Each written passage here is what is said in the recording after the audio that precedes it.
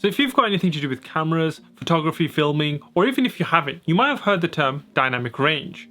So what is dynamic range? Dynamic range is basically how far the lighter spots of your image, or your highlights, differ from the darker spots of your image, which are your shadows, while still maintaining correct exposure. So the wider the dynamic range, the greater the difference between these 2 points. So cameras with wider dynamic range are generally better at correctly exposing your images and footage without losing detail, and so you get higher quality images. Typically, these cameras with a greater dynamic range tend to be the more expensive ones, and in most cases the full frame cameras. So when choosing a camera, you're really going to need to consider what it is you're shooting and whether you're going to need a camera with that greater dynamic range. If you're going to be using a camera for things like professional videography and filmmaking, then having a wider dynamic range is definitely useful. But if you're just going to be using it for things like YouTube or content creation, then you don't necessarily need that. So based on what you're shooting, dynamic range can be very important.